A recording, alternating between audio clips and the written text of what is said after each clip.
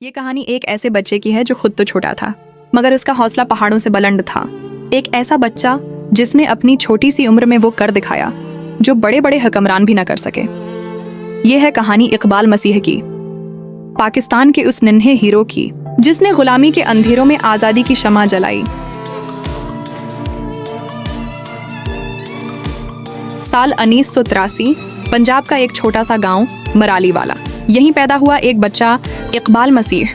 غربت اس کے گھر کی دیواروں میں بسی تھی، باپ مزدور، ماں گھریلو خاتون اور خواب بس اتنا کہ پیٹ بھر جائے۔ مگر جب اقبال صرف 4 سال کا تھا تو حالات نے اس کے ننھے ہاتھوں سے بچپن چھین لیا۔ اس کے والد نے 600 روپے کے قرض کے بدلے میں اسے ایک قالین فیکٹری میں گروی رکھ دیا جہاں پیشہ بندی کے نام پر غلامی چھپی تھی۔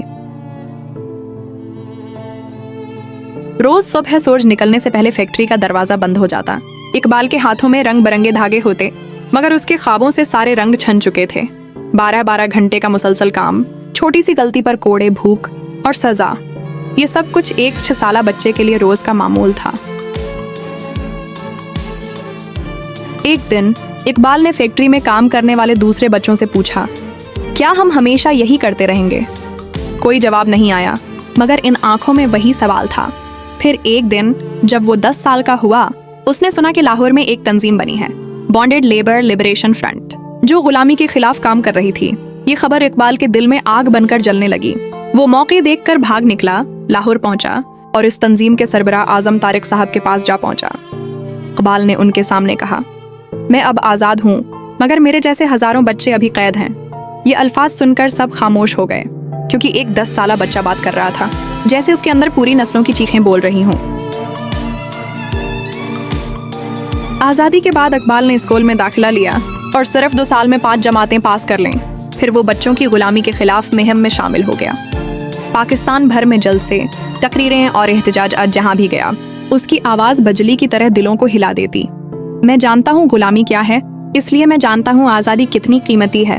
اقبال نے صرف پاکستان میں نہیں بلکہ امریکہ اور یورپ میں جا کر تقریریں کی۔ اسے بین الاقوامی تنظیموں نے ریبوک ہیومن رائٹس ایوارڈ سے نوازا۔ دنیا نے اسے voice of the silent children کہا۔ مگر کچھ لوگوں کو اقبال کی آواز پسند نہیں آئی، جن کے مفادات غلامی سے جڑے تھے۔ ان کے لیے یہ بچہ خطرہ بن گیا تھا۔ 16 اپریل 1995 اقبال اپنے گاؤں میں اپنے دوست کے ساتھ سائیکل پر جا رہا تھا۔ اچانک گولیوں کی آواز گونجی، اقبال گر گیا۔ صرف 12 سال کی عمر میں وہ بچہ جو دوسروں کو آزادی دے رہا تھا، خود خاموش کر دیا گیا۔ مگر وہ مر کر بھی زندہ رہا۔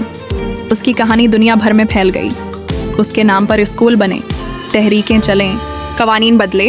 اقبال کی موت کے بعد پاکستان میں غلامی کے خاتمے کا قانون 1992 عمل درآمد شروع ہوا۔ دنیا کے کئی ملکوں میں بچوں کے حقوق پر نئے قوانین بنائے گئے۔ آج بھی ہر سال اقبال مسیح ایوارڈ دیا جاتا ہے ان لوگوں کو جو بچوں کو غلامی سے بچاتے ہیں۔ اقبال کی کہانی ہمیں یہ سکھاتی ہے کہ ہیرو بننے کے لیے عمر نہیں، حوصلہ چاہیے۔ وہ صرف ایک بچہ تھا مگر اس نے بڑے بڑوں کو بدل دیا۔ اگر ایک 12 سال کا بچہ ہزاروں کو آزاد کرا سکتا ہے تو ہم سب کیا نہیں کر سکتے؟ یہ کہانی ایک بچے کی نہیں، ایک انقلاب کی ہے۔